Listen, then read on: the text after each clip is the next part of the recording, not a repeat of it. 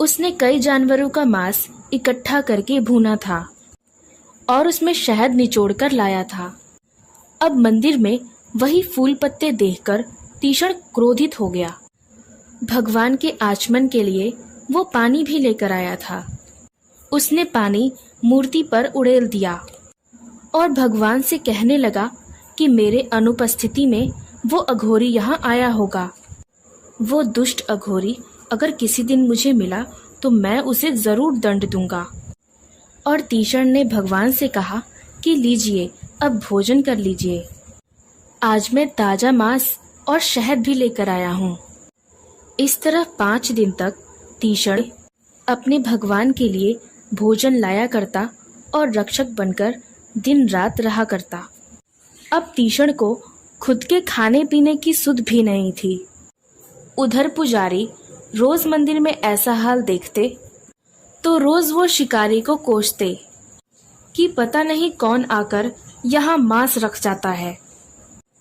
पुजारी मंदिर को साफ करते, फिर पूजा करते और घर लौट जाते। ये तो ईश्वर की लीला थी कि कभी पुजारी और तीक्ष्ण का सामना ही नहीं हुआ। जब पुजारी उस भ्रष्टाचार पर तीक्ष्ण को गालियां देने लगा तो एक रात महादेव पुजारी को स्वप्न में अपना दर्शन दिए और कहा कि हे मेरे भक्त, तुम जिसे अपशब्द कह रहे हो, तुम उसे नहीं जानते। वो मेरा परम भक्त है। अपने सामर्थ्य के अनुसार वो मुझे खुश करने की कोशिश करता है। उसके प्रेम में कहीं कोई इच्छा नहीं है। वो मुझे बहुत प्रिय है। उसकी ये सारी चीजें तुम्हें बुरी लगती होंगी, लेकिन मुझे नहीं। मांस उसका भोजन है जो उसने अपना सर्वस्व जानकर मुझे समर्पित कर दिया। जब वह अपनी भाषा में मुझसे भोजन करने का आग्रह करता है तो मुझे उसका आग्रह तुम्हारे जाप और तुम्हारे मंत्रों से ज्यादा अच्छा लगता है। यदि तुम उसका भक्ति देखना चाहते हो तो कल कहीं छुप कर देखना। इस सपने के बाद पुजारी जी हड़बड़ा कर उठे तो आसपास कुछ था ही नहीं, परंतु स्वयं प्रभु का आज्ञा मानकर सुबह सुबह पुजारी मंदिर के पास छुपकर तीक्ष्ण के कार्य को देखने लगे। तीक्ष्ण उस समय भगवान के लिए भोजन लेने गया था। वो वापस लौट रहा था तो रास्ते में उसे ठोकर लगी और मांस नीचे जमीन पर गिर गया।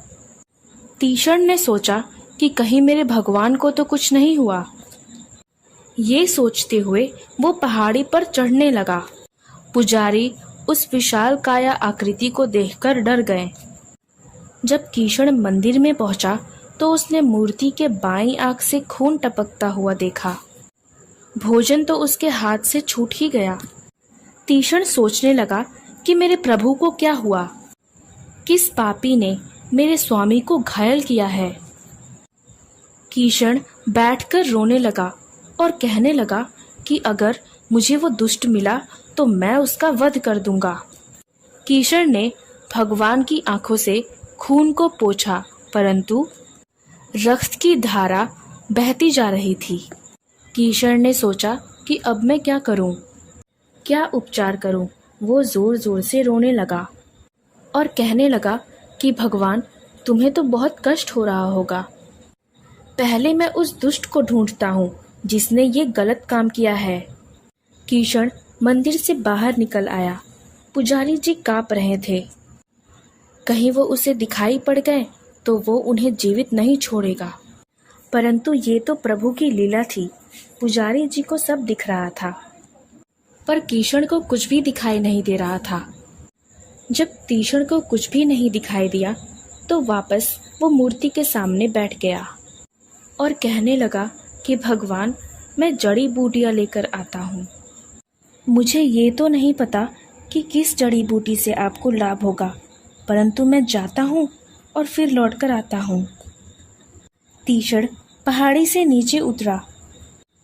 जब वह वापस आया तो सिर पर जड़ी बूटियों का एक बड़ा सा गट्ठर था। मंदिर आकर उसने एक एक करके सारी जड़ी बूटियों को भगवान की आंखों में निचोड़ा, परंतु रक्त बंद नहीं हुआ। तीक्ष्ण विचलित हो गया कि अब मैं क्या करूं।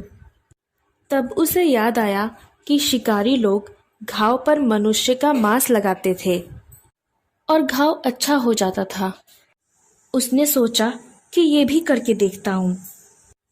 भगवान की बाईं आंख नष्ट हुई है, इसलिए मैं अपनी बाईं आंख निकालकर घाव पर रखता हूं, तो संभव है कि लाभ हो जाएगा। एक नुकीले तीर से उस भक्त ने अपनी बाईं आंख निकाली।